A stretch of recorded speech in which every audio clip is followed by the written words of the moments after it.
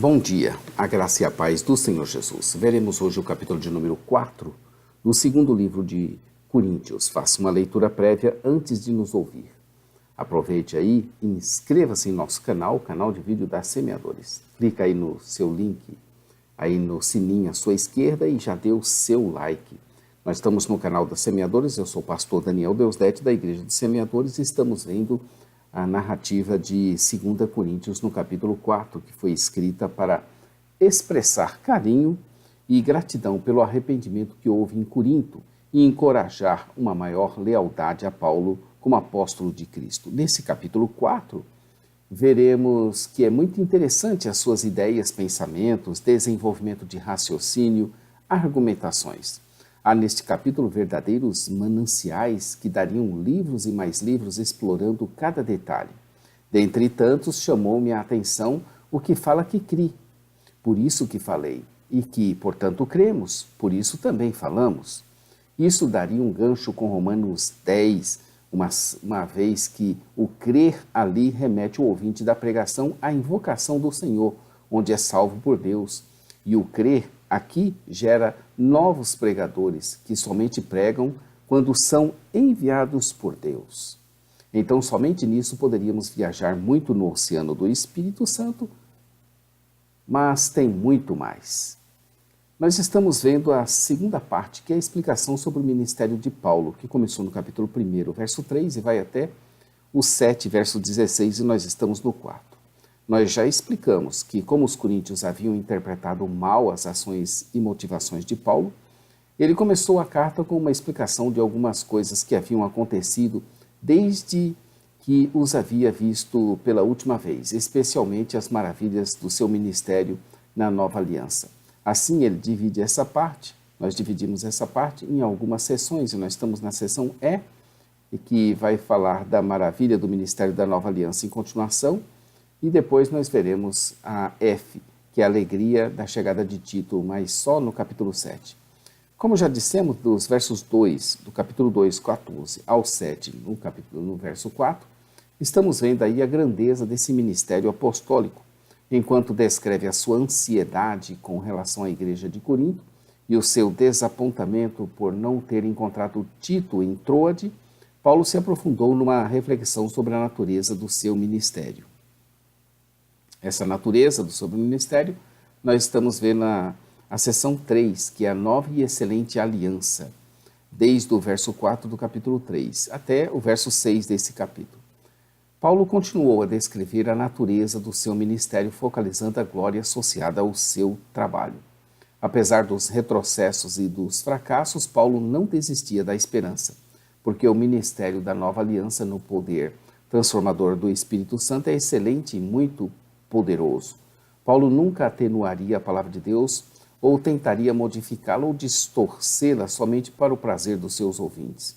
Ele afirmou que os seus inimigos praticavam esse tipo de fraude e mesmo distorção.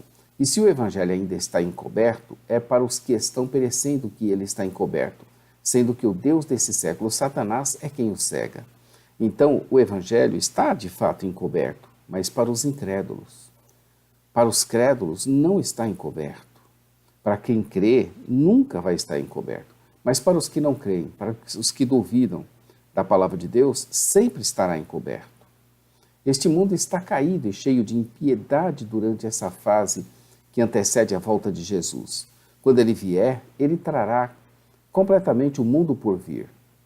Nós temos um artigo teológico que está na Bíblia de Estudo de Genebra, no capítulo 7 de Hebreus, que fala do plano das eras, que nós recomendamos que você faça uma leitura, que será muito edificante nesse momento.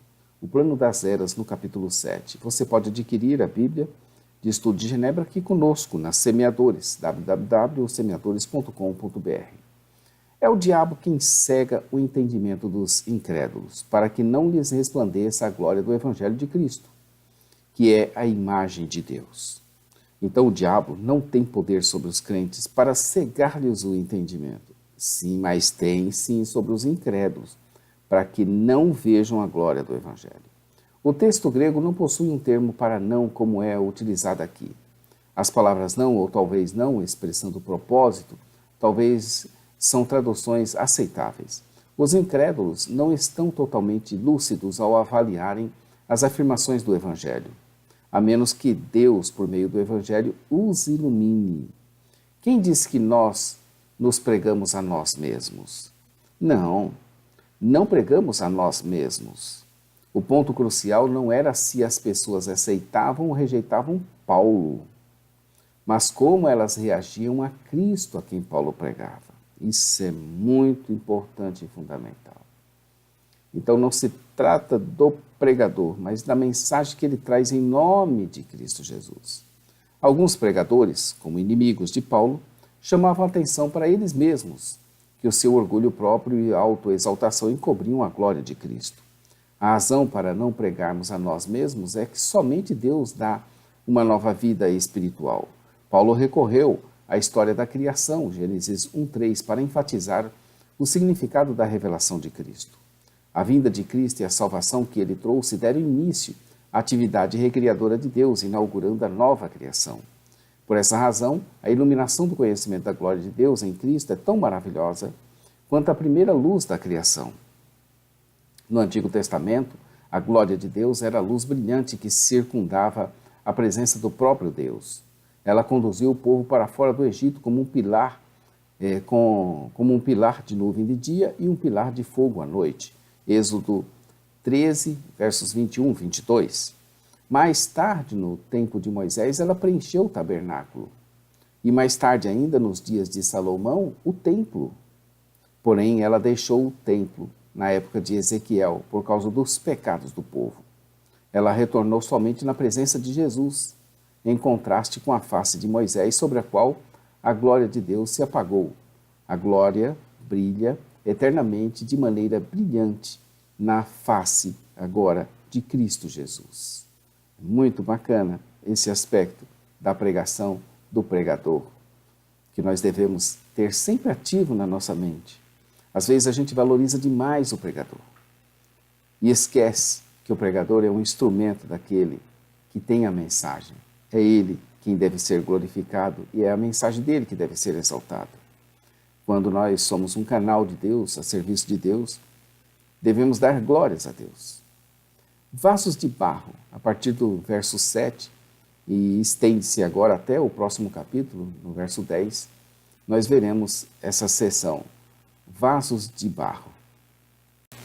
Dos versos 4:7 ao 5:10, veremos Paulo discorrendo sobre os vasos de barro. Esses versículos expressam a confiança do apóstolo em Deus. Apesar da condição humilde de sua existência humana, Paulo experimentou a glória da nova aliança e manteve seus olhos fixos no que não é visto e no que é eterno. Em consequência disso, ele será capaz de superar qualquer tipo de desânimo e adversidade. Isso é importante, não é? Quer superar desânimos e adversidades? Mantenha o seu olhar fixo no que não é visto e no que é eterno. O tesouro que ele fala é o ministério do Evangelho e a glória da nova aliança do Espírito Santo que o acompanhava. O vaso de barro é a nossa natureza fraca, humana, incluindo o nosso corpo físico, mas não limitada a ele. Isso está em grande contraste com a glória do Evangelho. Essa é a maneira de Deus de trabalhar por intermédio daqueles que são fracos ou inexpressivos aos olhos humanos. Nos vasos de barro, Deus colocou o tesouro da salvação, o Evangelho de Jesus Cristo. Repare bem, um vaso de barro, um grande tesouro. O apóstolo admitiu que o seu ministério havia sido muito difícil. Ele havia sido severamente pressionado, amedrontado, perseguido e maltratado fisicamente. No entanto, ainda afirmava que, apesar desses problemas, Cristo não havia deixado de cuidar dele. Ele não foi angustiado, desanimado e nem destruído.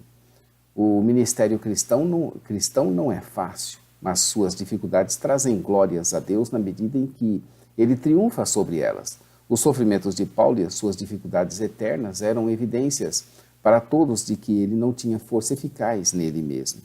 Assim como Cristo morreu, Paulo sabia que ele era tão bom quanto se estivesse morto, em termos da sua própria habilidade para cumprir o seu ministério. Como Paulo, como todos os crentes, estavam estava em união com Cristo, ele falou da morte de Cristo e da sua ressurreição como um padrão pelo qual entender as suas próprias experiências como um apóstolo de Cristo.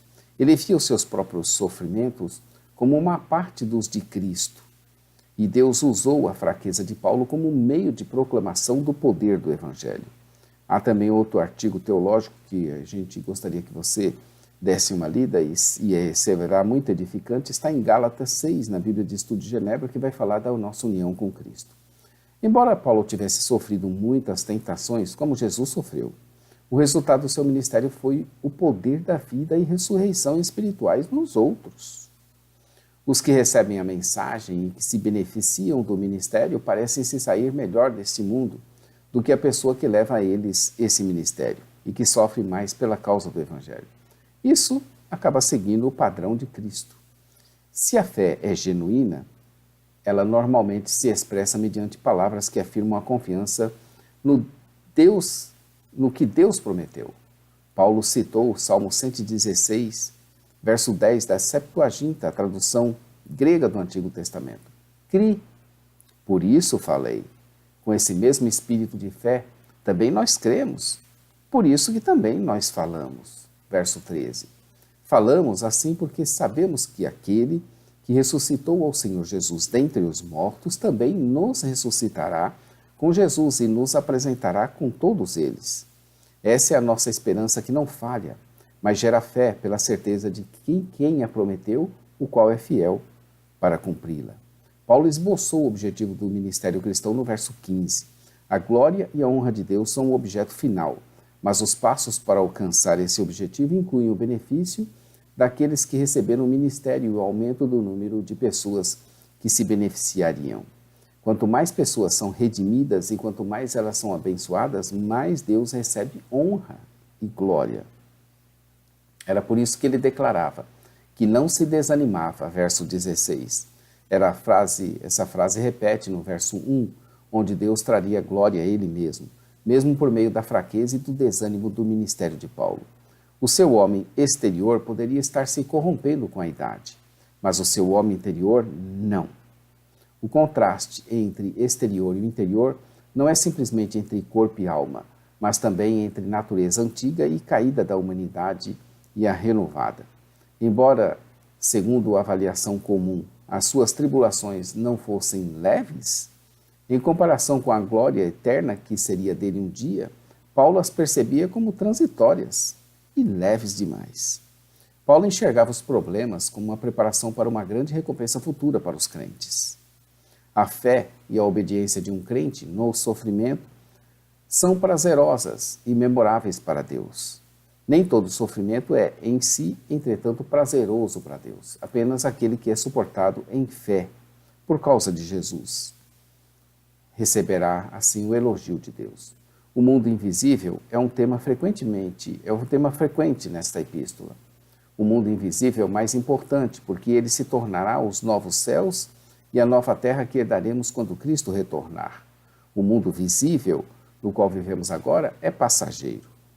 2 Coríntios 4, verso 1 diz que, pelo que, tendo esse ministério, segundo a misericórdia que nos foi feita, não desfalecemos. Esse é o primeiro versículo desse capítulo 4, que tem 18 versículos. E o verso 18 diz que, não atentando nós nas coisas que se veem, mas nas que não se veem, porque as que se veem são temporais e as que não se veem são eternas. Como comparar, eu pergunto para você, dois padrões tão diferentes entre si? Por exemplo, um grão de areia com uma montanha muito alta. Assim, Paulo via a questão de nossos sofrimentos atuais com relação à nossa futura glória futura e breve. O pior de todos os sofrimentos que o homem já suportou em vida não se compara ao mínimo da glória que está reservada aos filhos de Deus que estão em Cristo Jesus. Assim podemos exortar a todos: jamais desista da sua fé. Ela é muito preciosa e valiosa. E os padrões que a gente falou aqui de comparação, né? Se você imaginar aqui uma balança de 2 pesos, experimenta aí, na sua imaginação, colocar um grãozinho de areia em um dos lados da balança. E no outro lado da balança, sendo possível, colocar a montanha mais alta e mais larga desse planeta. Compare aí esses 2 padrões. Assim ele entende o nosso momentânea e leve tribulação com a nossa eterno peso de glória. Bacana, né? Amanhã estaremos aqui. Não somos uma alma aprisionada no corpo, mas unida a ele. Você vai ver isso amanhã, 2 Coríntios capítulo 5. Aproveite aí, inscreva-se aí em nosso canal, clica no sininho à sua esquerda e já dê o seu like. A parte escrita, jamaisdesista.com.br. Nós também temos a nossa loja virtual, semeadores.com.br. Nós temos nosso programa de rádio todas as quartas-feiras, Palavra de Vida com o pastor Johnny Ramos. Fique sintonizado conosco. A nossa igreja funciona na QNA 30, lote 7, na Avenida Comercial Norte. Faça-nos uma visita. Estamos aí todos os dias com a Palavra de Deus e continuaremos até a hora que Deus mandar. Maranata, ora, ora, vem, Senhor Jesus. Deus te abençoe, fique com Deus e até amanhã, se Deus quiser.